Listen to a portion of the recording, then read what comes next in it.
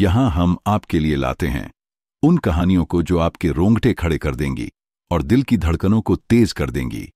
ऐसी रहस्यमयी कहानियां जहां आपको हर पल डर और खौफ का एहसास होगा। मेरी आपसे इतनी गुजारिश है कि आप अगर इस कहानी को पूरा सुनेंगे तो आपको सच में बहुत ज्यादा मजा आने वाला है। साथ ही अगर आप पहली बार हमारे इस चैनल पर आए हैं तो चैनल को अभी सब्सक्राइब कर लीजिए। ऐसा करने से हमारी और आपकी नजदीकियां बढ़ जाएगी और आगे आने वाली वीडियो आप तक आसानी से पहुंच जाएगी। तो ज्यादा समय न लेते हुए जल्दी से अपनी कहानी को शुरू करते हैं। हेलो दोस्तों, आज मैं आपके लिए एक ऐसी कहानी लेकर आया हूं जो आपके रोंगटे खड़े कर देगी। कल्पना कीजिए, छत्तीसगढ़ के घने जंगलों में एक अंधेरी रात, एक ट्रक ड्राइवर और वो ढाबा जहां खाना खाने से मौत आती है। ये कहानी है मेरी सनी की, एक 35 साल के ट्रक ड्राइवर की, जिसका चेहरा अब डर से पीला पड़ चुका है। मेरी आंखें काले गड्ढों जैसी, जैसे ढाबे की चुड़ैल की लाल चमक उनमें कैद हो। बाल उलझे जैसे जंगल की जड़ें, त्वचा सूखी जैसे लाश की खाल और आवाज कर्कश जैसे चुड़ैल की फुसफुसाहट। मेरी सांस में सड़ांत जैसे जंगल की सड़ी हवा। मुझे देखकर लगता है मैं खुद एक भूत हूं जिसके पीछे ढाबे की चुड़ैल की छाया मंडराती है। ये सच्ची दास्तान है और हर मोड़ पर मौत इंतजार कर रही थी। सुनो, क्योंकि ये कहानी तुम्हें जंगल की सैर कराएगी जहां ढाबे की चुड़ैल आज भी भटकती है। सब कुछ उस शाम से शुरू हुआ। मैं, सनी और मेरा खलासी विशाल गुजरात के एक गोदाम से चाय की पेटियां लादकर छत्तीसगढ़ के लिए निकले। मैं 35 साल का हूं। ट्रक ड्राइविंग मेरी जिंदगी है। मेरा ट्रक बाज, पुराना लेकिन भरोसेमंद, जैसे मेरा दूसरा घर। विशाल मेरा भाई जैसा दोस्त, हमेशा हंसता मजाक करता। वो 88 साल का, थोड़ा डरपोक लेकिन दिल का साफ। हम दोनों ने मिलकर कई सफर किए, मुसीबतों में एक दूसरे की जान बचाई। उस दिन सूरज ढल रहा था और हवा में ठंडक थी। विशाल ने हंसते हुए कहा, भाई, आज छत्तीसगढ़ के जंगल से गुजरना है। सुनते हैं वहां ट्रक वाले रात में गायब हो जाते हैं। मैंने हंसी में टाल दिया, विशाल, तू भी इन ढाबे वालों की बकवास पर यकीन करता है। जंगल तो जंगल है, बस सन्नाटा ज्यादा है। लेकिन उसकी आंखों में बेचैनी थी और मेरे दिल में भी एक हल्की सी सिहरन। हमारा सफर शुरू हुआ। गुजरात की सड़कें चौड़ी थीं, लेकिन जैसे जैसे हम छत्तीसगढ़ की सीमा के करीब पहुंचे, रास्ता संकरा होने लगा। रास्ते में कई ढाबों पर रुके, चाय पी, पराठे खाए और ड्राइवरों की बातें सुनी। हर ढाबे पर एक ही चर्चा थी, छत्तीसगढ़ के जंगलों का वो शापित ढाबा। पहला ढाबा, एक बूढ़ा ड्राइवर जिसके चेहरे पर झुर्रियां और आंखों में डर था, बोला, भाई, छत्तीसगढ़ के जंगल में एक ढाबा है, अकेला, रात में टिमटिमाता, वहां मत रुकना। ढाबे की चुड़ैल है वहां, सफेद साड़ी में, लाल आंखें, फुसफुसाती है। खाना खाओ, जो खाता है वो कभी नहीं लौटता। मैंने हंसकर कहा, बाबा, ये सब डराने की कहानियां हैं। लेकिन उसकी आंखों का डर मेरे मन में चुभ गया। दूसरे ढाबे पर एक और ड्राइवर ने जोड़ा, मेरा दोस्त वहां रुका था, सनी।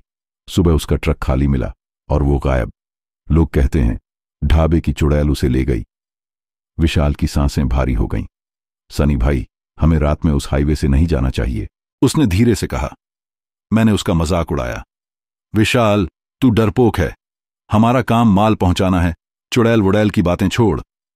लेकिन मेरे मन में एक अजीब सा डर जाग रहा था। मैंने अपने ताबीज को छुआ जो मेरी मां ने दिया था। वो हमेशा कहती थी, सनी, ये ताबीज तुझे हर मुसीबत से बचाएगा।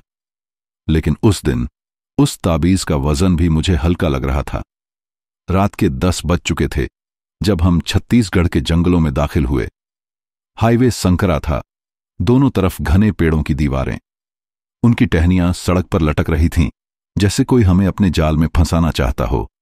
ट्रक की लाइट्स अंधेरे को चीर रही थीं, लेकिन वो अंधेरा इतना गहरा था कि लाइट्स भी कमजोर पड़ रही थीं। हवा ठंडी थी और उसमें एक सड़ांत, जैसे सड़ी हुई लाश की। विशाल ने खिड़की से बाहर देखा और बोला, सनी भाई, ये जंगल, कुछ गड़बड़ है। मैंने रेडियो चालू करने की कोशिश की, लेकिन उससे सिर्फ खरखराहट की आवाज आई। ये रेडियो भी हर बार खराब हो जाता है, मैंने बुदबुदाया और उसे बंद कर दिया। विशाल की सांसें तेज थीं। वो बार बार रियर व्यू मिरर की तरफ देख रहा था, जैसे कुछ ढूंढ रहा हो। भाई, मुझे लगता है कोई हमें देख रहा है, उसने कांपती आवाज में कहा। मैंने हंसकर टालने की कोशिश की। विशाल, तू डर मत, ये जंगल का सन्नाटा है बस। लेकिन मेरे शब्दों में वो यकीन नहीं था जो पहले हुआ करता था। तभी ट्रक की लाइट्स टिमटिमाने लगीं। मैंने स्टीयरिंग को और जोर से पकड़ा, लेकिन मेरे हाथों में कंपी थी। सनी भाई, वो देख, विशाल ने चीख कर इशारा किया। मैंने उसकी नजरों का पीछा किया और मेरी सांस अटक गई। सड़क के किनारे एक टूटे हुए पेड़ के नीचे एक सफेद साया खड़ा था। उसकी साड़ी हवा में लहरा रही थी और उसका चेहरा नहीं दिख रहा था। मैंने ब्रेक मारा और ट्रक रुक गया। ये क्या है?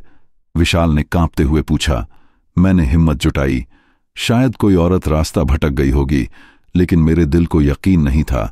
मैंने अपनी टॉर्च निकाली और उसकी रोशनी उस साए की तरफ की। मेरे रोंगटे खड़े हो गए। वो कोई औरत नहीं थी। उसकी आंखें लाल थीं जैसे जलते हुए कोयले और उसका चेहरा सफेद जैसे बिना खून की लाश। उसकी मुस्कान में एक भयानक दर्द था, जैसे वो मुझसे कुछ कहना चाहती हो।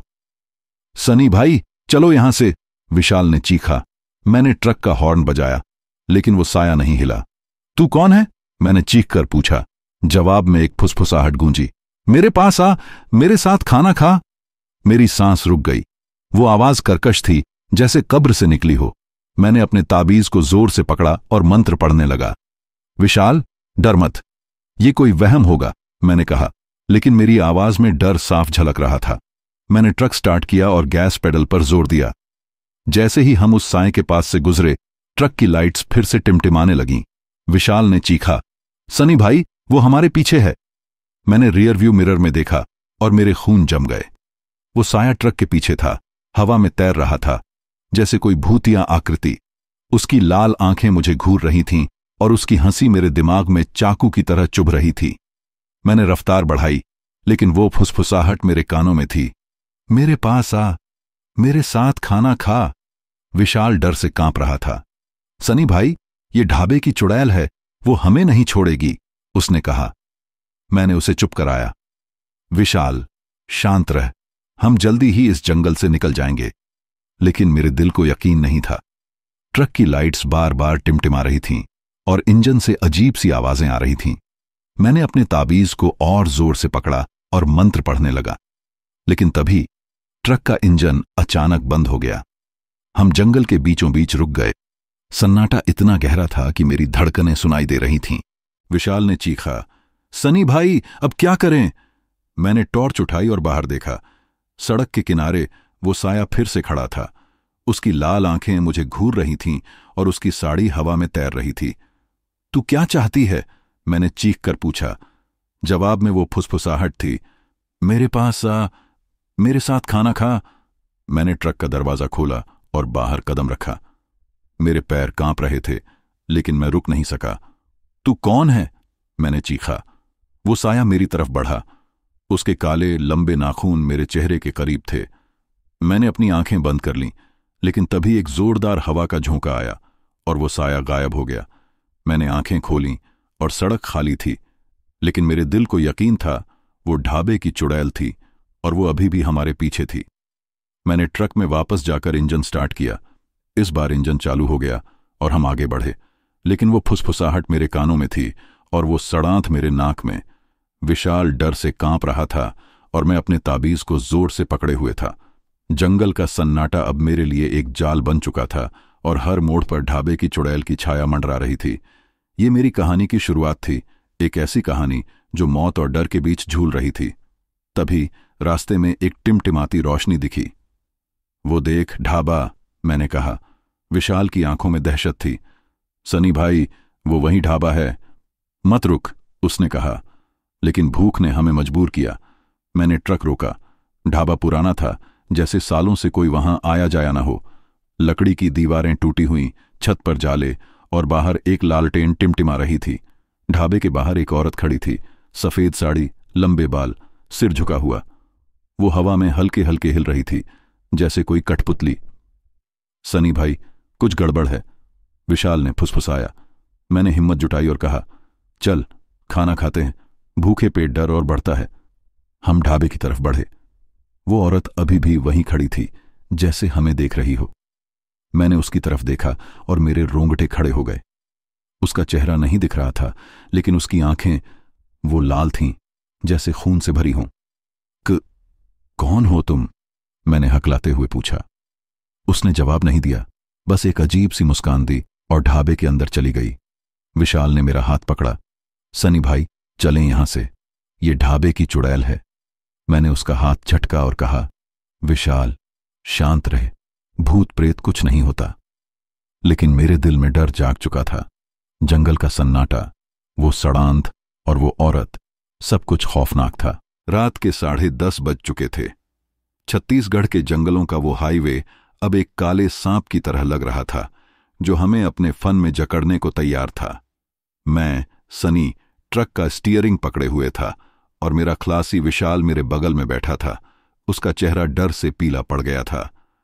हम गुजरात से चाय की पेटियां लादकर छत्तीसगढ़ की ओर जा रहे थे, लेकिन वो रास्ते की अफवाहें, वो ढाबे की चुड़ैल की कहानियां मेरे दिमाग में बार बार गूंज रही थीं। विशाल ने कहा, सनी भाई, मुझे भूख लगी है, लेकिन उस ढाबे की बातें। उसकी आवाज कांप रही थी। मैंने हिम्मत जुटाई। विशाल, तू डरपोक है, भूखे पेट डर और बढ़ता है। कोई ढाबा मिले तो रुकते हैं। लेकिन मेरे दिल में एक ठंडा सा डर जाग रहा था। वो बूढ़े ड्राइवर की बातें, सफेद साड़ी, लाल आंखें और खाना खाओ की फुसफुसाहट मेरे मन को कुरेद रही थीं। जंगल का सन्नाटा गहरा था। पेड़ों की टहनियां सड़क पर झुक रही थीं, जैसे कोई हमें छूना चाहता हो। हवा में एक सड़ांध थी, जैसे सड़ी हुई लाश की। ट्रक की लाइट्स अंधेरे को चीर रही थीं, लेकिन वो अंधेरा इतना भारी था कि लाइट्स भी कमजोर पड़ रही थीं। विशाल ने खिड़की से बाहर देखा। सनी भाई, ये जंगल, कुछ गड़बड़ है। मैंने रेडियो चालू करने की कोशिश की, लेकिन सिर्फ खरखराहट। ये रेडियो भी हर बार खराब, मैंने बुदबुदाया। तभी दूर से एक टिमटिमाती रोशनी दिखी। वो देख, ढाबा, मैंने कहा। विशाल की आंखों में दहशत थी। सनी भाई, वो वहीं ढाबा है, मत रुक, उसने कहा। लेकिन भूख ने हमें मजबूर किया। मैंने ट्रक रोका। ढाबा पुराना था, जैसे सालों से सुनसान। लकड़ी की दीवारें टूटी हुई, छत पर जाले और बाहर एक लालटेन टिमटिमा रही थी। ढाबे के बाहर एक औरत खड़ी थी, सफेद साड़ी, लंबे बाल, सिर झुका हुआ। वो हवा में हल्के हल्के हिल रही थी, जैसे कोई कठपुतली। सनी भाई, कुछ गड़बड़ है, विशाल ने फुसफुसाया। मैंने हिम्मत जुटाई। चल, खाना खाते हैं। लेकिन मेरे पैर कांप रहे थे। हम ढाबे की तरफ बढ़े। वो औरत अभी भी वहीं खड़ी थी, जैसे हमें देख रही हो। मैंने उसकी तरफ देखा और मेरे रोंगटे खड़े हो गए। उसका चेहरा नहीं दिख रहा था, लेकिन उसकी आंखें वो लाल थीं, जैसे खून से भरी हों। कौन हो तुम? मैंने हकलाते हुए पूछा। उसने जवाब नहीं दिया, बस एक अजीब सी मुस्कान दी और ढाबे के अंदर चली गई। विशाल ने मेरा हाथ पकड़ा। सनी भाई, चलें यहां से, ये ढाबे की चुड़ैल है। मैंने उसका हाथ झटका। विशाल, शांत रह, भूत प्रेत कुछ नहीं होता। लेकिन मेरे शब्दों में वो विश्वास नहीं था। हम ढाबे के अंदर गए। अंदर का मंजर और डरावना था। पुरानी मेजें, टूटी कुर्सियां और दीवारों पर काले धब्बे, जैसे खून के निशान। हवा में वो सड़ांध और गहरी थी। वो औरत अब काउंटर के पीछे थी और उसकी लाल आंखें हमें घूर रही थीं। क्या खाओगे? उसकी आवाज कर्कश थी, जैसे कोई पुरानी रिकॉर्डिंग। मैंने कहा, दाल रोटी लाओ। वो मुस्कुराई और उसकी मुस्कान में कुछ गलत था, जैसे वो जानती हो कि हम उसके जाल में फंस चुके हैं। खाना आया, दाल और रोटी, लेकिन उसमें एक अजीब सी गंध थी, जैसे सड़ा हुआ मांस। रोटियां कठोर थीं, जैसे कई दिन पुरानी। मैंने एक निवाला लिया, लेकिन मेरा गला सूख गया।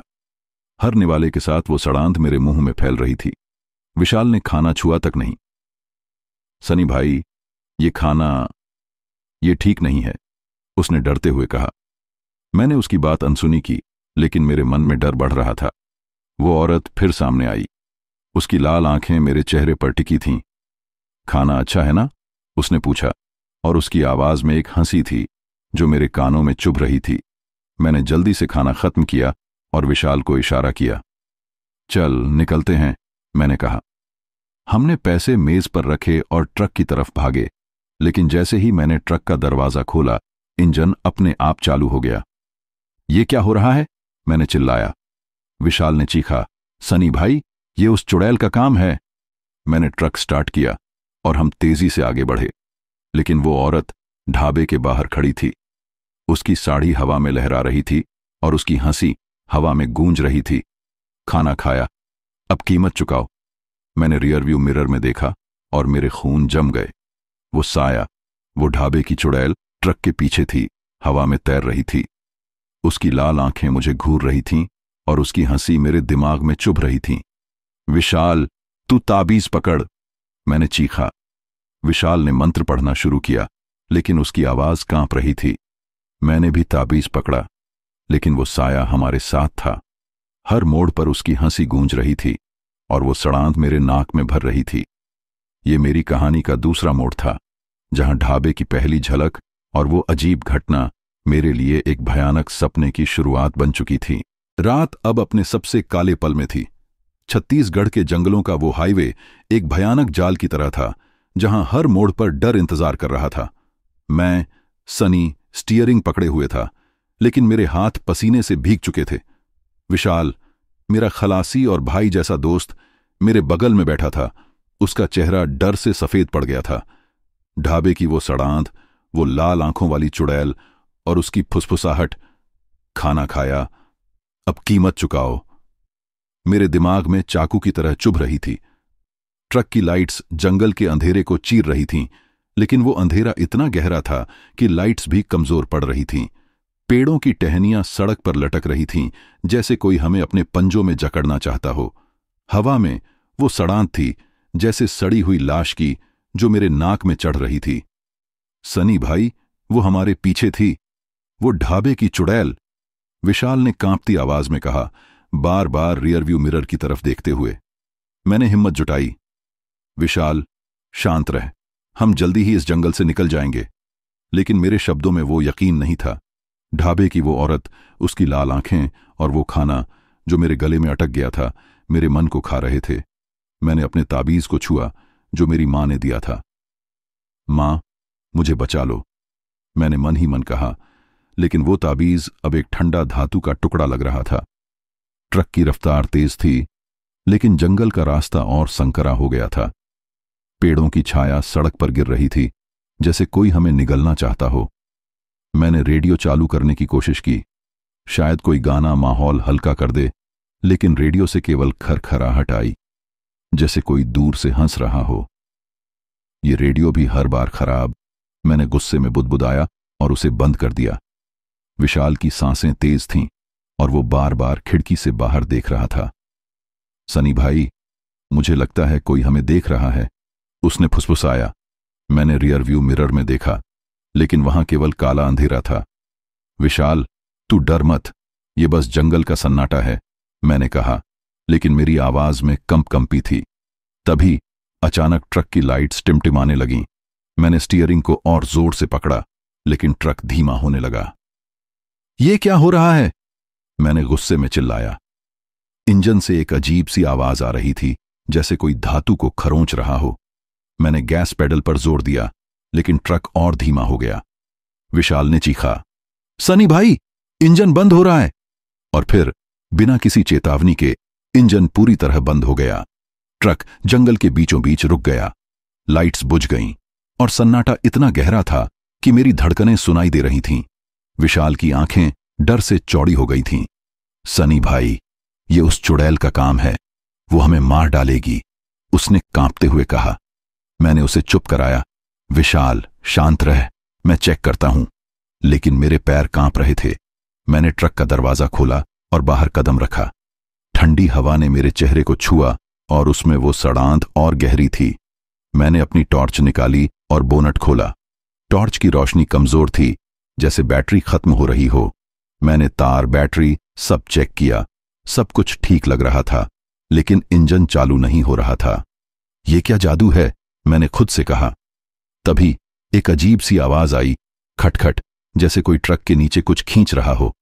मैंने टॉर्च की रोशनी नीचे डाली, लेकिन वहां कुछ नहीं था। मेरे रोंगटे खड़े हो गए। विशाल, तूने कुछ सुना? मैंने चीख कर पूछा। अंदर से विशाल की कांपती आवाज आई, हाँ भाई, वो ढाबे की चुड़ैल है, मैंने चारों तरफ रोशनी घुमाई।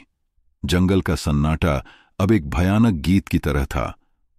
पेड़ों की टहनियां हवा में हिल रही थीं, जैसे कोई हमें देख रहा हो। मैंने बोनट बंद किया और ट्रक की तरफ भागा, लेकिन तभी वो आवाज फिर आई, खटखट, इस बार और करीब। मैंने टॉर्च नीचे डाली और मेरी सांस अटक गई। ट्रक के टायर के पास एक काला निशान था, जैसे किसी के नाखूनों से खरोंचा गया हो। ये क्या है? मैंने बुदबुदाया। मेरे दिल की धड़कन तेज हो गई। मैंने ट्रक का दरवाजा खोलने की कोशिश की, लेकिन वो जाम हो गया था। विशाल, दरवाजा खोल! मैंने चीखा। अंदर से विशाल की आवाज आई, सनी भाई, वो खुल नहीं रहा।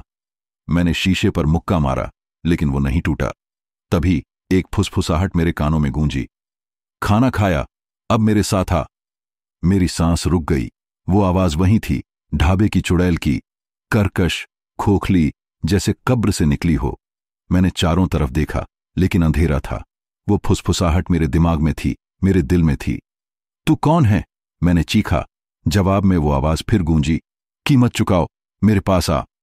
विशाल ने ट्रक के अंदर से चीखा, सनी भाई, वो यहीं है, मैं महसूस कर रहा हूं। मैंने अपने ताबीज को जेब से निकाला और जोर से पकड़ा। मां, मुझे बचा लो, मैंने मन ही मन कहा और मंत्र पढ़ने लगा। मंत्र की आवाज से वो फुसफुसाहट एक पल के लिए रुकी। मैंने फिर से दरवाजा खोलने की कोशिश की और इस बार वो खुल गया। मैं अंदर कूद पड़ा और दरवाजा बंद किया। विशाल, तू ठीक है? मैंने पूछा। उसका चेहरा पीला था और वो कांप रहा था। सनी भाई, वो आवाज, वो मुझे बुला रही थी, उसने कहा। मैंने इंजन स्टार्ट करने की कोशिश की और इस बार वो चालू हो गया। मैंने गैस पेडल पर जोर दिया और ट्रक आगे बढ़ा, लेकिन वो फुसफुसाहट मेरे पीछे थी, कीमत चुकाओ। मैंने रियरव्यू मिरर में देखा और मेरे खून जम गए। वो साया, वो ढाबे की चुड़ैल ट्रक के पीछे थी, हवा में तैर रही थी। उसकी साड़ी हवा में लहरा रही थी और उसकी लाल आंखें मुझे घूर रही थीं। उसके चेहरे पर वो भयानक मुस्कान थी, जैसे वो जानती हो कि हम उसके जाल में फंस चुके हैं। विशाल, तू ताबीज पकड़! मैंने चीखा। विशाल ने अपना ताबीज निकाला और मंत्र पढ़ने लगा, लेकिन उसकी आवाज डर से कांप रही थी। मैंने भी मंत्र पढ़ा, लेकिन वो साया हमारे साथ था। हर मोड़ पर उसकी हंसी गूंज रही थी और वो सड़ांध मेरे नाक में भर रही थी। ट्रक की रफ्तार बढ़ती जा रही थी, लेकिन जंगल का रास्ता और संकरा हो गया था। पेड़ों की टहनियां ट्रक को छू रही थीं, जैसे वो हमें रोकना चाहती हों। सनी भाई, वो और करीब आ रही है, विशाल ने चीखा। मैंने मिरर में देखा और वो साया अब ट्रक के बगल में था। उसके काले नाखून खिड़की को खरोंच रहे थे। मैंने चीखकर स्टीयरिंग मोड़ा और ट्रक एक मोड़ पर फिसल गया। मैंने किसी तरह उसे संभाला, लेकिन वो साया गायब नहीं हुआ। वो हमारे साथ थी, जैसे कोई छाया जो हमें छोड़ने को तैयार ना हो। विशाल, मंत्र पढ़! मैंने चीखा। हम दोनों ने मंत्र पढ़ा, लेकिन वो फुसफुसाहट और तेज हो गई। खाना खाया, अब मेरे साथ आ। मेरे गले में वो खाना अटक रहा था, जैसे वो जहर हो। मैंने खिड़की बंद करने की कोशिश की, लेकिन वो जाम थी। वो साया अब खिड़की के बाहर था। उसके नाखून शीशे को खरोंच रहे थे। कीमत चुकाओ, उसकी आवाज मेरे कान में थी। मैंने चीखकर ताबीज बाहर की तरफ लहराया और एक जोरदार हवा का झोंका आया। वो साया एक पल के लिए पीछे हट गया। मैंने ट्रक की रफ्तार फिर से बढ़ाई। विशाल की सांसें अभी भी तेज थीं। सनी भाई, वो क्या चाहती है?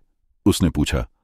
मैंने कहा, विशाल, मैं नहीं जानता, लेकिन वो हमें नहीं छोड़ेगी। जंगल का सन्नाटा अब और भारी हो गया था। पेड़ों की टहनियां ट्रक को खरोंच रही थीं, जैसे वो भी ढाबे की चुड़ैल का हिस्सा हों। मैंने अपने ताबीज को और जोर से पकड़ा, लेकिन मेरे मन में एक सवाल गूंज रहा था, वो चुड़ैल क्या चाहती थी? और वो खाना, उसमें क्या था? ट्रक आगे बढ़ रहा था, लेकिन वो फुसफुसाहट मेरे साथ थी। तभी ट्रक फिर से टिमटिमाने लगा। इंजन धीमा हो गया और लाइट्स बुझने लगीं। नहीं, फिर से नहीं, मैंने चीखा। लेकिन इस बार ट्रक पूरी तरह रुक गया। सन्नाटा इतना गहरा था कि मेरी धड़कनें सुनाई दे रही थीं। मैंने टॉर्च उठाई और बाहर देखा। सड़क के बीच में वो साया खड़ा था। उसकी लाल आंखें मुझे घूर रही थीं और उसकी साड़ी हवा में तैर रही थी। तू क्या चाहती है? मैंने चीख कर पूछा। जवाब में वो फुसफुसाहट थी, मेरे साथ आ, कीमत चुकाओ। मैंने ट्रक का दरवाजा खोला और बाहर कदम रखा। मेरे पैर कांप रहे थे, लेकिन मैं रुक नहीं सका। तू कौन है? मैंने चीखा। वो साया मेरी तरफ बढ़ा। उसके काले लंबे नाखून मेरे चेहरे के करीब थे और उसकी हंसी मेरे दिमाग में गूंज रही थी।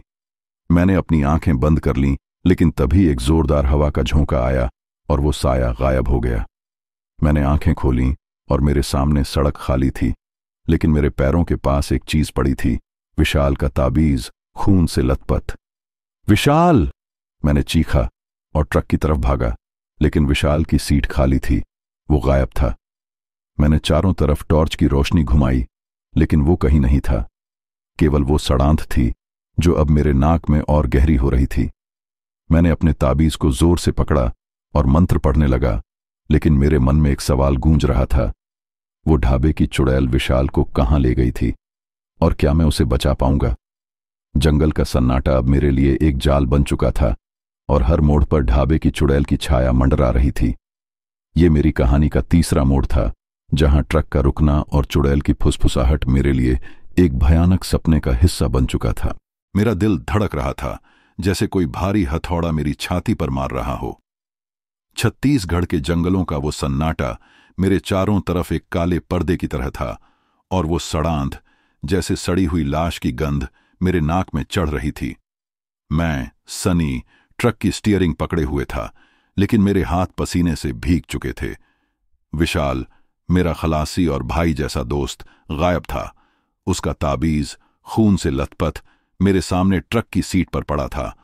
ढाबे की चुड़ैल की फुसफुसाहट, खाना खाया, अब कीमत चुकाओ, मेरे कानों में गूंज रही थी, जैसे कोई चाकू मेरे दिमाग को काट रहा हो। ट्रक फिर से चालू हो गया था, लेकिन वो साया, वो ढाबे की चुड़ैल मेरे पीछे थी। उसकी लाल आंखें, वो कर्कश हंसी और वो सफेद साड़ी जो हवा में तैर रही थी, मेरे मन को खा रही थी। जंगल का रास्ता अब और संकरा हो गया था। पेड़ों की टहनियां ट्रक को खरोंच रही थीं, जैसे वो मुझे रोकना चाहती हों। हवा ठंडी थी, लेकिन उसमें वो सड़ांध और गहरी हो रही थी। मैंने गैस पेडल पर जोर दिया, लेकिन ट्रक की लाइट्स टिमटिमा रही थीं, जैसे वो भी डर रही हों। विशाल, तू कहां है? मैंने चीखा, लेकिन जवाब में केवल सन्नाटा था।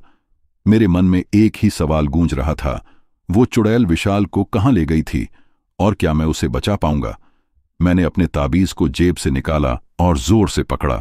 मां, मुझे बचा लो, मैंने मन ही मन कहा, लेकिन वो ताबीज अब एक ठंडा धातु का टुकड़ा लग रहा था। चुड़ैल का पीछा शुरू होता है।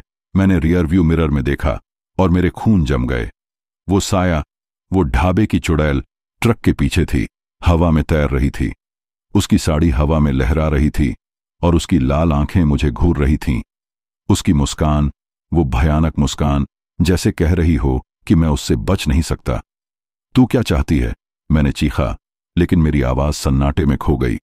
जवाब में वो फुसफुसाहट गूंजी, कीमत चुकाओ। मैंने स्टीयरिंग को और जोर से पकड़ा और गैस पेडल पर जोर दिया। ट्रक तेजी से आगे बढ़ा, लेकिन वो साया मेरे पीछे था, जैसे कोई छाया जो मुझे छोड़ने को तैयार न हो। जंगल का सन्नाटा अब और भारी हो गया था। पेड़ों की टहनियां ट्रक को खरोंच रही थीं और हर खरोंच की आवाज मेरे कानों में चीख की तरह गूंज रही थी। मैंने मंत्र पढ़ना शुरू किया, जो मेरी मां ने सिखाया था, एयूएम हनुमंते नमः। मैं बार बार दोहरा रहा था, लेकिन वो फुसफुसाहट मेरे मंत्र को दबा रही थी। मेरे साथ आ, कीमत चुकाओ। मैंने रियर व्यू मिरर में फिर से देखा। वो साया अब और करीब था। उसकी लाल आंखें मेरे चेहरे पर टिकी थीं और उसके काले लंबे नाखून हवा में लहरा रहे थे, जैसे वो मुझे छूना चाहती हो। नहीं, मैंने चीखा और ट्रक की रफ्तार और बढ़ाई। लेकिन जंगल का रास्ता अब इतना संकरा हो गया था कि ट्रक की साइड मिरर पेड़ों से टकरा रही थीं। एक जोरदार आवाज हुई और दायां मिरर टूटकर गिर गया। सनी भाई, वो हमारे साथ है, मैंने मन ही मन कहा, क्योंकि विशाल तो अब मेरे साथ नहीं था। मैंने अपने ताबीज को और जोर से पकड़ा और मंत्र पढ़ा, लेकिन वो साया मेरे साथ था। हर मोड़ पर उसकी हंसी गूंज रही थी और वो सड़ांध मेरे नाक में भर रही थी। जंगल की गहराई में डर ट्रक की लाइट्स फिर से टिमटिमाने लगीं।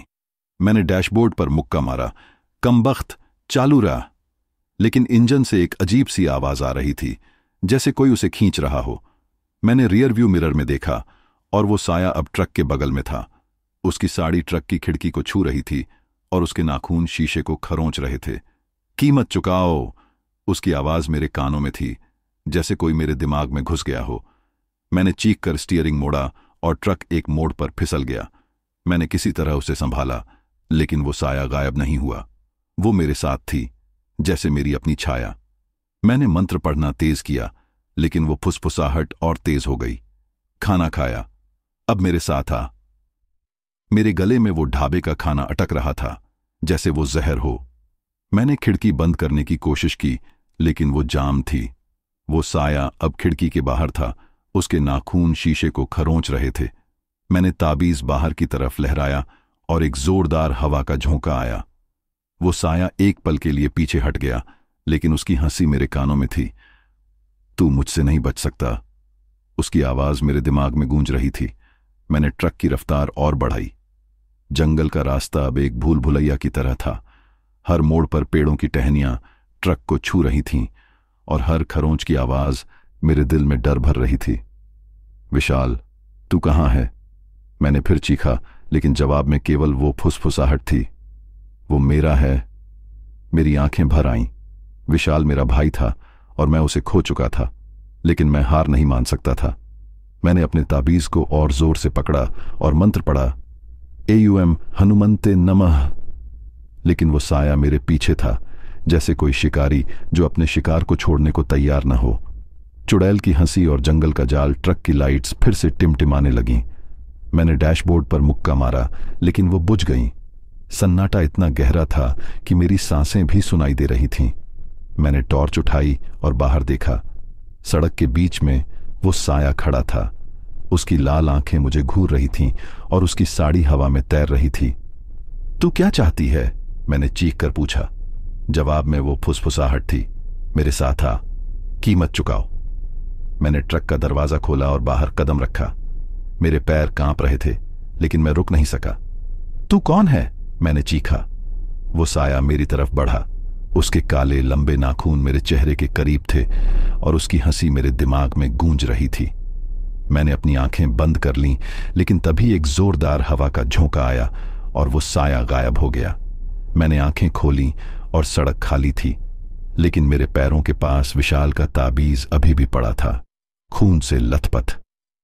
विशाल, मैंने चीखा और ट्रक की तरफ भागा, लेकिन ट्रक की सीट खाली थी। मैंने चारों तरफ टॉर्च की रोशनी घुमाई, लेकिन वो कहीं नहीं था। केवल वो सड़ांत थी जो अब मेरे नाक में और गहरी हो रही थी। मैंने अपने ताबीज को जोर से पकड़ा और मंत्र पढ़ने लगा, लेकिन मेरे मन में एक सवाल गूंज रहा था।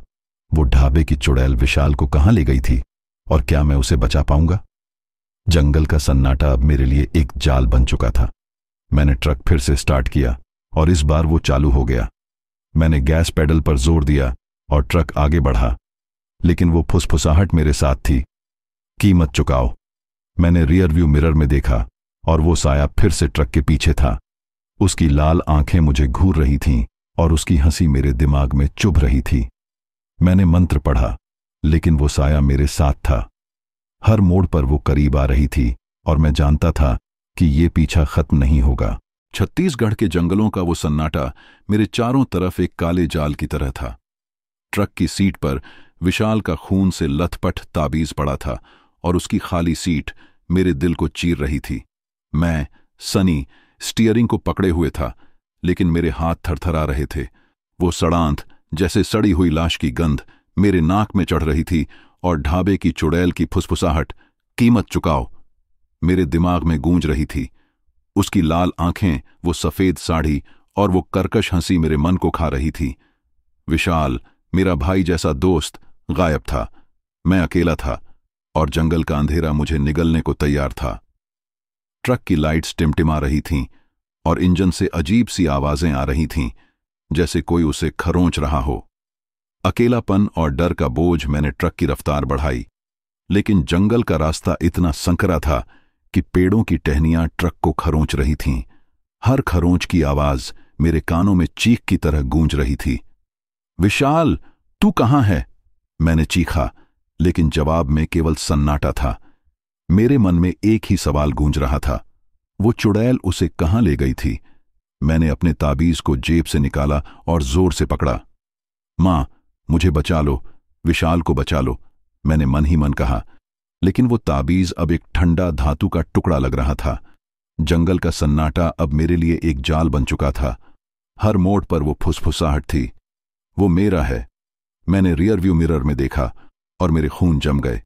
वो साया, वो ढाबे की चुड़ैल ट्रक के पीछे थी, हवा में तैर रही थी। उसकी साड़ी हवा में लहरा रही थी और उसकी लाल आंखें मुझे घूर रही थीं। उसकी मुस्कान, वो भयानक मुस्कान, जैसे कह रही हो कि मैं उससे बच नहीं सकता। तू विशाल को कहां ले गई? मैंने चीखा, लेकिन मेरी आवाज सन्नाटे में खो गई। जवाब में वो फुसफुसाहट थी। कीमत चुकाओ। मैंने स्टीयरिंग को और जोर से पकड़ा और गैस पेडल पर जोर दिया। ट्रक तेजी से आगे बढ़ा, लेकिन वो साया मेरे पीछे था, जैसे कोई छाया जो मुझे छोड़ने को तैयार न हो। पेड़ों की टहनियां ट्रक को खरोंच रही थीं और हर खरोंच की आवाज मेरे दिल में डर भर रही थी। मैंने मंत्र पढ़ना शुरू किया, AUM हनुमन्ते नमः। लेकिन वो फुसफुसाहट मेरे मंत्र को दबा रही थी। मेरे साथ आ, कीमत चुकाओ। उसकी आवाज मेरे दिमाग में थी, मेरे दिल में थी। मैंने रियर व्यू मिरर में फिर देखा। वो साया अब और करीब था। उसके काले लंबे नाखून हवा में लहरा रहे थे, जैसे वो मुझे छूना चाहती हो। जंगल की गहराई में अकेलापन ट्रक की लाइट्स फिर से टिमटिमाने लगीं। मैंने डैशबोर्ड पर मुक्का मारा, कमबख्त, चालू रह। लेकिन इंजन से एक अजीब सी आवाज आ रही थी, जैसे कोई उसे खींच रहा हो। मैंने रियर व्यू मिरर में देखा और वो साया अब ट्रक के बगल में था। उसकी साड़ी ट्रक की खिड़की को छू रही थी और उसके नाखून शीशे को खरोंच रहे थे। कीमत चुकाओ। उसकी आवाज मेरे कानों में थी, जैसे कोई मेरे दिमाग में घुस गया हो। मैंने चीखकर स्टीयरिंग मोड़ा और ट्रक एक मोड़ पर फिसल गया। मैंने किसी तरह उसे संभाला, लेकिन वो साया गायब नहीं हुआ। वो मेरे साथ थी, जैसे मेरी अपनी छाया। मैं अकेला था। विशाल की गैर मौजूदगी मेरे दिल पर एक भारी बोझ थी। वो मेरा भाई था, मेरा साथी, जो हर मुसीबत में मेरे साथ खड़ा था। लेकिन अब वो गायब था और मैं उस चुड़ैल के जाल में फंस चुका था। मैंने अपने ताबीज को और जोर से पकड़ा और मंत्र पढ़ा, लेकिन वो साया मेरे पीछे था। हर मोड़ पर उसकी हंसी गूंज रही थी और वो सड़ांत मेरे नाक में भर रही थी। विशाल, मैं तुझे ढूंढ लूंगा, मैंने चीखा, लेकिन मेरी आवाज जंगल के सन्नाटे में खो गई। ट्रक की रफ्तार बढ़ती जा रही थी, लेकिन जंगल का रास्ता और संकरा हो गया था। पेड़ों की टहनियां ट्रक को खरोंच रही थीं, जैसे वो मुझे रोकना चाहती हों। मैंने मंत्र पढ़ना तेज किया, लेकिन वो फुसफुसाहट और तेज हो गई।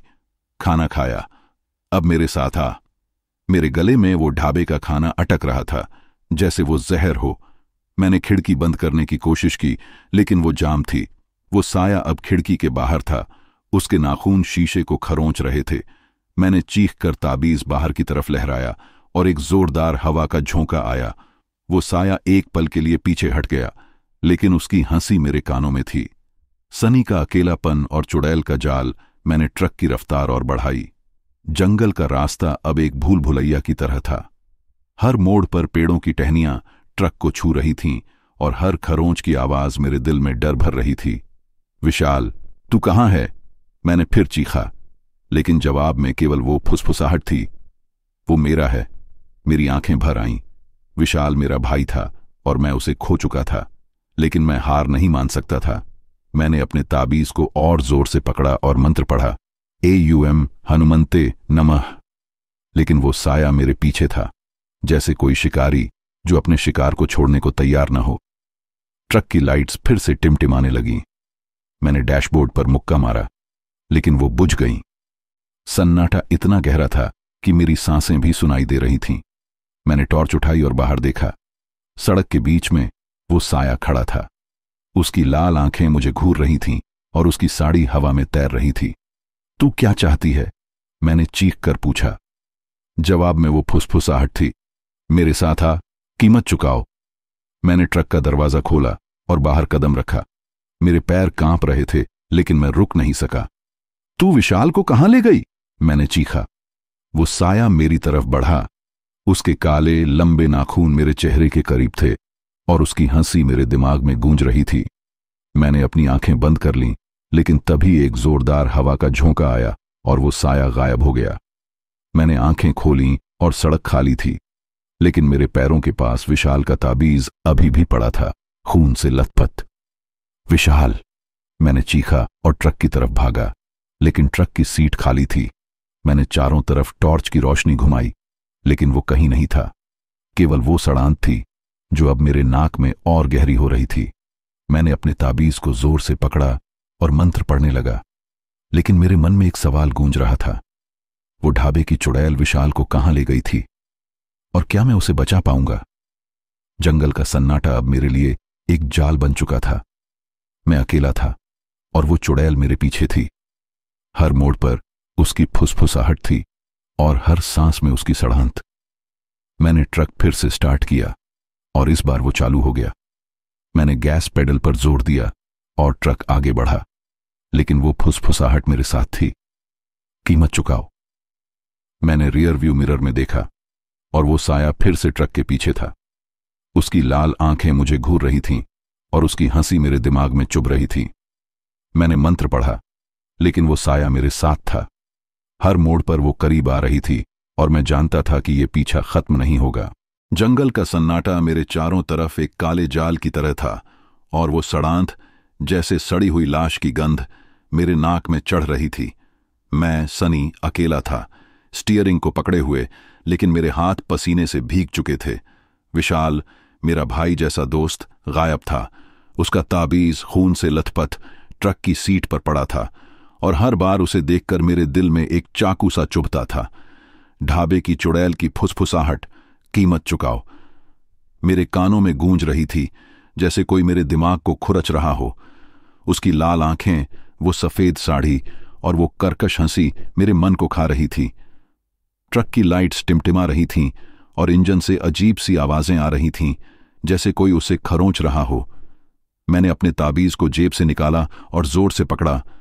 मां, मुझे बचा लो, मैंने मन ही मन कहा, लेकिन वो ताबीज अब एक ठंडा धातु का टुकड़ा लग रहा था। जंगल का भय और चुड़ैल का पीछा, ट्रक की रफ्तार तेज थी, लेकिन जंगल का रास्ता इतना संकरा था कि पेड़ों की टहनियां ट्रक को खरोंच रही थीं। हर खरोंच की आवाज मेरे कानों में चीख की तरह गूंज रही थी। विशाल, मैं तुझे ढूंढ लूंगा, मैंने चीखा, लेकिन जवाब में केवल सन्नाटा था। मेरे मन में एक सवाल बार बार गूंज रहा था, वो चुड़ैल विशाल को कहां ले गई थी और मैं अकेला उसे कैसे बचा पाऊंगा? मैंने रियर व्यू मिरर में देखा और मेरे खून जम गए। वो साया, वो ढाबे की चुड़ैल, ट्रक के पीछे थी, हवा में तैर रही थी। उसकी साड़ी हवा में लहरा रही थी और उसकी लाल आंखें मुझे घूर रही थीं। उसकी मुस्कान, वो भयानक मुस्कान, जैसे कह रही हो कि मैं उससे बच नहीं सकता। तू विशाल को कहां ले गई? मैंने चीखा, लेकिन मेरी आवाज सन्नाटे में खो गई। जवाब में वो फुसफुसाहट थी। कीमत चुकाओ। मैंने स्टीयरिंग को और जोर से पकड़ा और गैस पेडल पर जोर दिया। ट्रक तेजी से आगे बढ़ा, लेकिन वो साया मेरे पीछे था, जैसे कोई छाया जो मुझे छोड़ने को तैयार ना हो। मैंने मंत्र पढ़ना शुरू किया, AUM हनुमंते नमः, लेकिन वो फुसफुसाहट मेरे मंत्र को दबा रही थी। मेरे साथ आ, कीमत चुकाओ। उसकी आवाज मेरे दिमाग में थी, मेरे दिल में थी। मैंने रियर व्यू मिरर में फिर देखा। वो साया अब और करीब था। उसके काले लंबे नाखून हवा में लहरा रहे थे, जैसे वो मुझे छूना चाहती हो। जंगल का सन्नाटा अब और भारी हो गया था। पेड़ों की टहनियां ट्रक को खरोंच रही थीं और हर खरोंच की आवाज मेरे दिल में डर भर रही थी। मैंने मंत्र पढ़ना तेज किया, लेकिन वो साया मेरे पीछे था। हर मोड़ पर उसकी हंसी गूंज रही थी और वो सड़ांत मेरे नाक में भर रही थी। ट्रक की लाइट्स फिर से टिमटिमाने लगीं।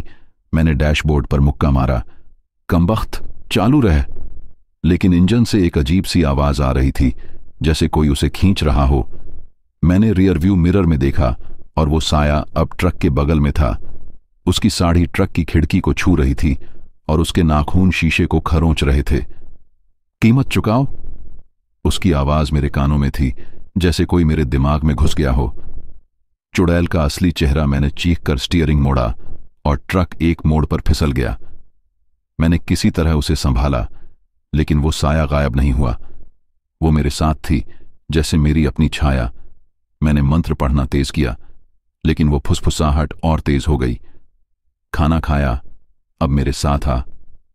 मेरे गले में वो ढाबे का खाना अटक रहा था, जैसे वो जहर हो। मैंने खिड़की बंद करने की कोशिश की, लेकिन वो जाम थी। वो साया अब खिड़की के बाहर था। उसके नाखून शीशे को खरोंच रहे थे। मैंने चीख कर ताबीज बाहर की तरफ लहराया और एक जोरदार हवा का झोंका आया। वो साया एक पल के लिए पीछे हट गया, लेकिन उसकी हंसी मेरे कानों में थी। तभी ट्रक की लाइट्स पूरी तरह बुझ गईं। सन्नाटा इतना गहरा था कि मेरी सांसें भी सुनाई दे रही थीं। मैंने टॉर्च उठाई और बाहर देखा। सड़क के बीच में वो साया खड़ा था। उसकी लाल आंखें मुझे घूर रही थीं और उसकी साड़ी हवा में तैर रही थी। लेकिन इस बार कुछ अलग था। उसका चेहरा, वो अब साफ दिख रहा था। वो कोई चुड़ैल नहीं थी। उसका चेहरा एक औरत का था, दुखी, टूटा हुआ, जैसे सालों का दर्द उसकी आंखों में कैद हो। तू कौन है? मैंने चीख कर पूछा। जवाब में वो फुसफुसाहट थी। मेरी कहानी सुन। मैंने ट्रक का दरवाजा खोला और बाहर कदम रखा। मेरे पैर कांप रहे थे, लेकिन मैं रुक नहीं सका। तू विशाल को कहां ले गई? मैंने चीखा। वो साया मेरी तरफ बढ़ा, लेकिन इस बार उसकी आंखों में क्रोध नहीं, दर्द था। मैं वो नहीं जो तू समझता है। उसकी आवाज अब कर्कश नहीं थी। वो एक औरत की आवाज थी, टूटी हुई, दुखी। मेरी कहानी सुन सनी, तब तू विशाल को बचा सकता है। मैं ठिठक गया। तू मेरा नाम कैसे जानती है? मैंने पूछा। उसने जवाब दिया, मैं सब जानती हूं। जो उस ढाबे पर आता है वो मेरा शिकार नहीं, मेरी मदद का हिस्सा है। मैंने अपने ताबीज को और जोर से पकड़ा। विशाल कहां है? मैंने चीखा। वो साया मेरे करीब आई और इस बार मैंने उसका चेहरा साफ देखा। उसकी आंखें लाल थीं, लेकिन वो खून की नहीं, आंसुओं की थीं। उसकी त्वचा सूखी थी, जैसे सालों से उसने पानी नहीं देखा। मैं अनघट्टा हूं, उसने कहा। ये ढाबा मेरा था, ये जंगल मेरा घर था, लेकिन वो लोग, वो ढाबे वाले, उन्होंने मुझसे सब छीन लिया। उसकी आवाज में दर्द था, जैसे कोई पुराना घाव फिर से खुल गया हो। चुड़ैल की कहानी उसने अपनी कहानी शुरू की। कई साल पहले मैं एक साधारण औरत थी। मेरा नाम अनघट्टा था। मैं अपने पति के साथ इस ढाबे को चलाती थी। ये जंगल तब इतना डरावना नहीं था। ड्राइवर रुकते थे, खाना खाते थे और हंसते बोलते चले जाते थे। लेकिन एक दिन कुछ गुंडों ने मेरे ढाबे पर हमला किया। उन्होंने मेरे पति को मार डाला और मुझे। उसकी आवाज टूट गई। उन्होंने मुझे जंगल में ले जाकर मार डाला, लेकिन मेरी आत्मा को शांति नहीं मिली। वो ढाबा अब भी मेरा है और वो लोग, वो ढाबे वाले, अब भी वहां हैं। मेरे नाम पर लोगों को लूटते हैं, मारते हैं। मैं स्तब्ध था। तो तू चुड़ैल नहीं है? मैंने पूछा। उसने सिर हिलाया। नहीं सनी, मैं एक आत्मा हूं जो न्याय मांग रही है। जो भी उस ढाबे पर खाना खाता है वो उनके जाल में फंस जाता है। वो खाना, वो जहर है, और जो उसे खाता है वो मेरे जैसे बन जाता है, एक आत्मा जो इस जंगल में भटकती है। मैंने अपने गले को छुआ जहां वो खाना अटक रहा था। तो मैं भी? मैंने कांपते हुए पूछा। उसने जवाब दिया, तूने खाना खाया सनी, लेकिन तेरा ताबीज, उसमें ताकत है। तू अभी बच सकता है अगर तू मेरी मदद करे। विशाल, मैंने चीखा। वो कहां है? अनघट्टा की आंखों में दर्द था। वो उन ढाबे वालों के पास है। वो उसे मार डालेंगे जैसे उन्होंने मुझे मारा, लेकिन तू उसे बचा सकता है सनी, मेरी मदद कर। मैंने पूछा, क्या करूं? उसने कहा, ढाबे पर वापस जा, उन लोगों को बेनकाब कर, मेरी आत्मा को शांति दे। मैंने अपने ताबीज को छुआ। लेकिन वो लोग, वो कितने हैं? उसने जवाब दिया, 3, वो ढाबे वाले जो मेरे नाम पर लोगों को मारते हैं। उनके पास एक तहखाना है जहां वो अपने शिकार को ले जाते हैं। विशाल वहां है। सनी का फैसला। मैंने अपने ताबीज को और जोर से पकड़ा। मैं विशाल को बचाऊंगा, मैंने कहा। अनघट्टा की आंखों में एक चमक थी। तू अकेला नहीं है सनी, मैं तेरे साथ हूं, लेकिन सावधान रहना, वो लोग खतरनाक हैं। मैंने ट्रक की तरफ देखा। विशाल का ताबीज अभी भी वहां था, खून से लथपथ। मेरी आंखें भर आईं। विशाल, मैं तुझे बचाऊंगा, मैंने मन ही मन कहा। मैंने ट्रक स्टार्ट किया और इस बार वो चालू हो गया। मैंने गैस पेडल पर जोर दिया और ट्रक ढाबे की तरफ मुड़ गया। जंगल का सन्नाटा अब और भारी हो गया था। पेड़ों की टहनियां ट्रक को खरोंच रही थीं, लेकिन इस बार मैं डर नहीं रहा था। मेरे मन में एक नया जुनून था, विशाल को बचाने का और उस ढाबे की सच्चाई को उजागर करने का। अनघट्टा की आत्मा मेरे साथ थी और उसकी फुसफुसाहट अब डरावनी नहीं थी। सनी, तू कर सकता है, उसकी आवाज मेरे कानों में थी। मैंने अपने ताबीज को छुआ और मंत्र पढ़ा, एयूएम हनुमंते नमः। इस बार मंत्र में ताकत थी। ट्रक ढाबे के पास पहुंचा। वो लालटेन अभी भी टिमटिमा रही थी और वो सड़ांध अभी भी हवा में थी। मैंने ट्रक रोका और बाहर कदम रखा। ढाबा सुनसान था, लेकिन मैं जानता था कि वो लोग वहां थे। मैंने अपने ताबीज को जोर से पकड़ा और ढाबे की तरफ बढ़ा। अनघट्टा की आत्मा मेरे पीछे थी और उसकी फुसफुसाहट अब मेरे लिए हिम्मत थी। विशाल, मैं आ रहा हूं, मैंने मन ही मन कहा। जंगल का सन्नाटा अब मेरा दुश्मन नहीं था। ये मेरी कहानी का छठा मोड़ था, जहां मुझे चुड़ैल का असली चेहरा दिखा और उसकी कहानी ने मुझे एक नया मकसद दिया। छत्तीसगढ़ के जंगल का सन्नाटा मेरे चारों तरफ एक काले जाल की तरह था। वो सड़ांध, जैसे सड़ी हुई लाश की गंध, मेरे नाक में चढ़ रही थी और मेरे दिल में डर के साथ साथ एक नया जुनून जाग रहा था। मैं, सनी, ट्रक से उतरकर ढाबे की ओर बढ़ रहा था, स्टीयरिंग छोड़कर, लेकिन अपने ताबीज को जोर से पकड़े हुए। विशाल, मेरा भाई जैसा दोस्त, गायब था। उसका ताबीज खून से लथपथ मेरे पास था और हर बार उसे देखकर मेरा दिल चीख उठता था।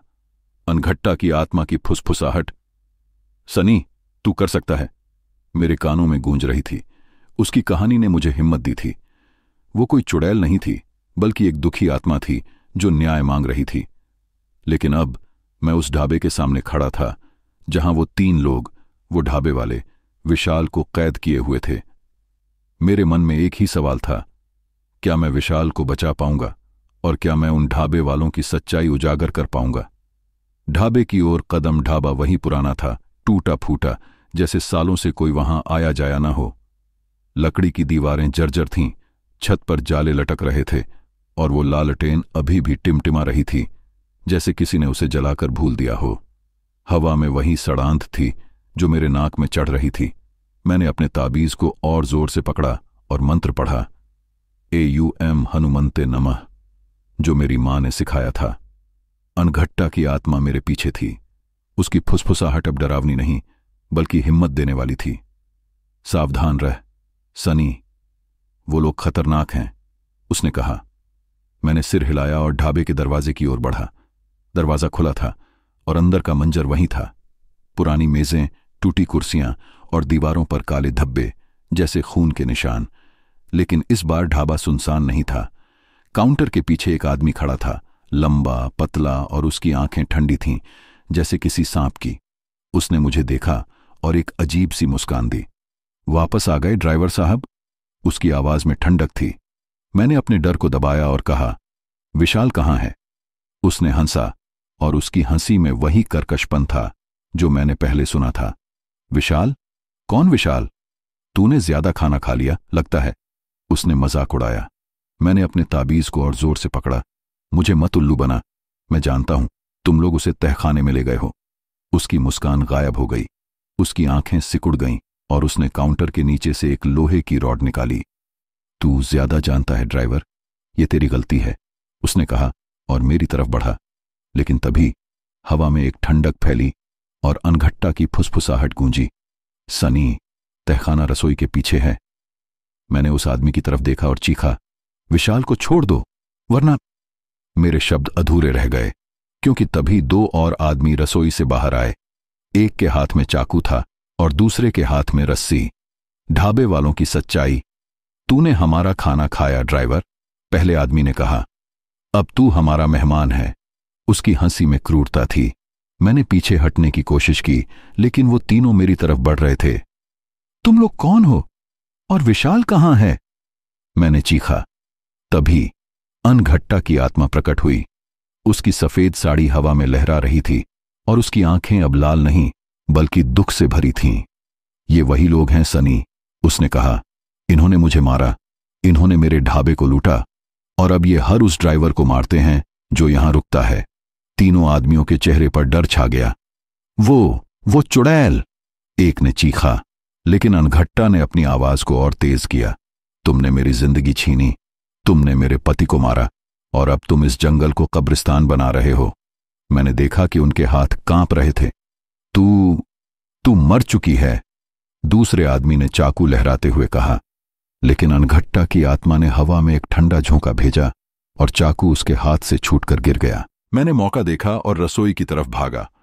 अनघट्टा की आवाज मेरे पीछे थी। तहखाना वहां है, सनी, जल्दी कर। मैंने रसोई के पीछे एक लकड़ी का दरवाजा देखा जो जर्जर था। मैंने उसे खोला और एक अंधेरी सीढ़ी नीचे की ओर जा रही थी। सड़ांध और तेज हो गई थी, जैसे वहां लाशें सड़ रही हों।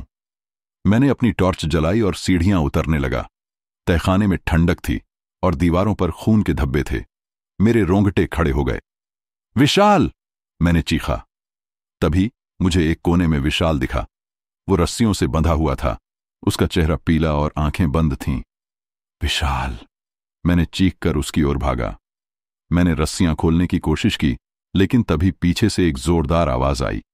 वो तीनों आदमी तहखाने में आ गए थे। तू बहुत दूर आ गया ड्राइवर, पहले आदमी ने कहा। मैंने अपने ताबीज को पकड़ा और चीखा, विशाल को छोड़ दो। लेकिन वो हंसे। तूने हमारा खाना खाया, अब तू भी यहीं सड़ेगा, दूसरे ने कहा। सनी का सामना मैंने अपने ताबीज को और जोर से पकड़ा। अनघट्टा की आत्मा फिर प्रकट हुई। तुमने मेरे साथ जो किया वो अब खत्म होगा, उसने कहा। हवा में एक ठंडक फैली और तहखाने की दीवारें कांपने लगीं। उन तीनों के चेहरे पर डर था। नहीं, हमें छोड़ दे, एक ने चीखा। लेकिन अनघट्टा ने अपनी ताकत बढ़ाई। हवा में एक तेज झोंका आया और वो तीनों पीछे गिर गए। मैंने मौका देखा और विशाल की रस्सियां खोल दी। विशाल उठ, मैंने चीखा। उसकी आंखें धीरे धीरे खुलीं। सनी भाई! उसकी आवाज कमजोर थी। मैंने उसे उठाया और सीढ़ियों की ओर भागा, लेकिन वो तीनों फिर उठ खड़े हुए। तुम कहीं नहीं जाओगे, पहले आदमी ने चीखा और मेरी तरफ बढ़ा। तभी अनघट्टा की आत्मा ने एक तेज चीख मारी और तहखाने की छत से मिट्टी गिरने लगी। सनी भाग, उसने चीखा। मैंने विशाल को कंधे पर उठाया और सीढ़ियां चढ़ने लगा। पीछे से उन तीनों की चीखें आ रही थीं, लेकिन अनघट्टा की आत्मा ने उन्हें रोक रखा था। मैं ढाबे से बाहर निकला और ट्रक की ओर भागा। मैंने विशाल को ट्रक की सीट पर लिटाया और इंजन स्टार्ट किया। ट्रक चालू हो गया। मैंने गैस पेडल पर जोर दिया और ट्रक जंगल के रास्ते पर दौड़ने लगा। रियरव्यू मिरर में मैंने देखा वो ढाबा धूल में बदल रहा था, जैसे अनघट्टा की आत्मा ने उसे नष्ट कर दिया हो। उसकी फुसफुसाहट एक आखिरी बार गूंजी, धन्यवाद सनी, अब मैं आजाद हूं। विशाल की वापसी और सच्चाई का खुलासा। विशाल की सांसें धीरे धीरे सामान्य हो रही थीं। सनी भाई, वो क्या था? उसने कमजोर आवाज में पूछा। मैंने कहा, विशाल, वो अनघट्टा थी, उसने हमें बचाया। मैंने उसे उसकी कहानी बताई, कैसे उन ढाबे वालों ने उसे और उसके पति को मारा और कैसे वो सालों से न्याय मांग रही थी। विशाल की आंखें चौड़ी हो गईं। तो वो चुड़ैल नहीं थी? मैंने सिर हिलाया। नहीं, वो एक दुखी आत्मा थी। जंगल का सन्नाटा अब हल्का हो गया था। सड़ांध गायब थी और हवा में एक ताजगी थी। मैंने अपने ताबीज को छुआ और मां को धन्यवाद दिया। विशाल मेरे बगल में था और मैं अब अकेला नहीं था। लेकिन मेरे मन में एक सवाल था, क्या वो ढाबे वाले सचमुच खत्म हो गए थे या जंगल में अभी भी कोई साया बाकी था? ये मेरी कहानी का 7वां मोड़ था, जहां सनी का सामना और ढाबे वालों की सच्चाई ने मुझे एक नया सबक दिया। छत्तीसगढ़ के जंगल का सन्नाटा अब हल्का हो चुका था, लेकिन मेरे दिल में एक अजीब सी बेचैनी थी। मैं, सनी, ट्रक की स्टीयरिंग पकड़े हुए था और मेरे बगल में विशाल बैठा था, अभी भी कमजोर लेकिन जिंदा। उसका चेहरा पीला था और उसकी सांसें धीमी, लेकिन उसकी आंखों में वो डर अब कम था। उसका ताबीज खून से लथपथ मेरी जेब में था और हर बार उसे छूने पर मेरे रोंगटे खड़े हो जाते थे। ढाबा धूल में मिल चुका था और अनघट्टा की आत्मा की फुसफुसाहट, धन्यवाद सनी, अब मैं आजाद हूं, मेरे कानों में गूंज रही थी। लेकिन मेरे मन में एक सवाल बार बार उठ रहा था, क्या ये श्राप सचमुच खत्म हुआ था या ये बस एक नई शुरुआत थी? ट्रक की लाइट्स अब स्थिर थीं, लेकिन जंगल का रास्ता अभी भी एक भूल भुलैया की तरह था और हवा में एक हल्की ठंडक थी, जैसे कोई मुझे देख रहा हो। जंगल की आखिरी रात गहरी थी, शायद आधी रात पार हो चुकी थी। जंगल का रास्ता संकरा था और पेड़ों की टहनियां ट्रक को खरोंच रही थीं। हर खरोंच की आवाज मेरे कानों में चीख की तरह गूंज रही थी। विशाल ने धीरे से कहा, सनी भाई, वो ढाबा, वो सचमुच खत्म हो गया ना? मैंने उसकी तरफ देखा और हिम्मत जुटाकर कहा, हां विशाल, अनघट्टा ने उन ढाबे वालों को सजा दी, अब सब खत्म हो गया।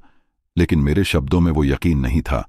अनघट्टा की कहानी, उसके पति की हत्या, उसकी मौत और उन ढाबे वालों का जुल्म मेरे दिमाग में चक्कर काट रही थी। क्या वो तीनों सचमुच खत्म हो गए थे या जंगल में अभी भी कोई साया बाकी था? मैंने अपने ताबीज को छुआ और मंत्र पढ़ा, AUM हनुमंते नमः, जो मेरी मां ने सिखाया था। विशाल ने भी अपना ताबीज, जो मैंने उसे वापस दिया था, पकड़ा और मंत्र पढ़ने लगा। ट्रक की रफ्तार तेज थी, लेकिन मेरे मन में एक अजीब सा डर था। हवा में वो सड़ांत अब नहीं थी, लेकिन एक ठंडक थी, जैसे कोई मेरे पीछे सांस ले रहा हो। मैंने रियर व्यू मिरर में देखा, लेकिन वहां केवल जंगल का अंधेरा था। सनी भाई, मुझे लगता है कोई हमें देख रहा है, विशाल ने फुसफुसाया। मैंने कहा, विशाल, अब कुछ नहीं बचा, हम जल्दी ही इस जंगल से निकल जाएंगे। लेकिन मेरी आवाज में कंपी थी। तभी ट्रक की लाइट्स फिर से टिमटिमाने लगीं। मैंने डैशबोर्ड पर मुक्का मारा, कमबख्त, फिर से। इंजन से एक अजीब सी आवाज आई, जैसे कोई धातु को खरोंच रहा हो। ये क्या हो रहा है? मैंने चीखा। विशाल ने मेरे कंधे पर हाथ रखा। सनी भाई, ये फिर से वही है। मैंने गैस पेडल पर जोर दिया, लेकिन ट्रक धीमा होने लगा और फिर बिना किसी चेतावनी के इंजन बंद हो गया। ट्रक जंगल के बीचों बीच रुक गया। सन्नाटा इतना गहरा था कि मेरी धड़कनें सुनाई दे रही थीं। अनघट्टा की आखिरी फुसफुसाहट। मैंने टॉर्च निकाली और बाहर देखा। जंगल का सन्नाटा अब एक भयानक गीत की तरह था। पेड़ों की टहनियां हवा में हिल रही थीं, जैसे कोई हमें देख रहा हो। विशाल, तू यहीं रह, मैं चेक करता हूं, मैंने कहा। विशाल ने मेरा हाथ पकड़ा। सनी भाई, मत जाओ, वो वापस आ गई। उसकी आंखों में वही डर था जो ढाबे की रात में था। मैंने उसका हाथ झटका और ट्रक का दरवाजा खोला। ठंडी हवा ने मेरे चेहरे को छुआ और उसमें एक हल्की सी सड़ांत थी, वही सड़ांत जो ढाबे पर थी। मेरे रोंगटे खड़े हो गए। मैंने बोनट खोला और टॉर्च की रोशनी डाली। सब कुछ ठीक लग रहा था, बैटरी फुल, तार सही, लेकिन इंजन चालू नहीं हो रहा था। यह क्या जादू है? मैंने बुदबुदाया। तभी एक फुसफुसाहट मेरे कानों में गूंजी, सनी, यह खत्म नहीं हुआ। मैं ठिठक गया। वो अनघट्टा की आवाज थी, लेकिन इस बार वो कमजोर थी, जैसे वो थक चुकी हो। अनघट्टा? मैंने चारों तरफ देखा, लेकिन वहां कोई नहीं था। तूने कहा था सब खत्म हो गया, मैंने चीखा। जवाब में वो फुसफुसाहट थी, श्राप अभी बाकी है, एक आखिरी कीमत। मैंने अपने ताबीज को जोर से पकड़ा। क्या कीमत? मैंने चीखा। तभी हवा में एक ठंडक फैली और अनघट्टा की आत्मा मेरे सामने प्रकट हुई। उसकी साड़ी अब फटी हुई थी और उसकी आंखें दुख से भरी थीं।